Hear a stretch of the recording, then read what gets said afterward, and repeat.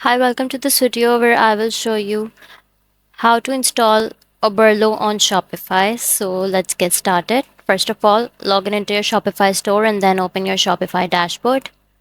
From the left menu bar, click on the apps button and then go to the App Store. On the App Store, search for Oberlo and then install the app. Now you will see the Oberlo dashboard. From the left side menu. Select Search Products and then select the product. After searching it, now click Import the Product button.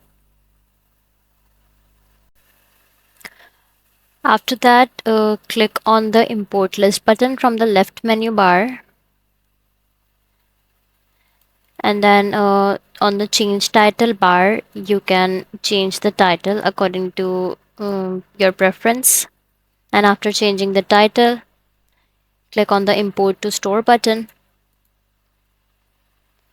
After that, you can go to your Shopify page, and from the left menu bar, click on the Products button. And in the All Products option, you can see the imported product here. So that's how you can install Oberlo and add it to your Shopify account. That's all for this video. If you find this video helpful, please like and subscribe to our channel, and thank you for watching.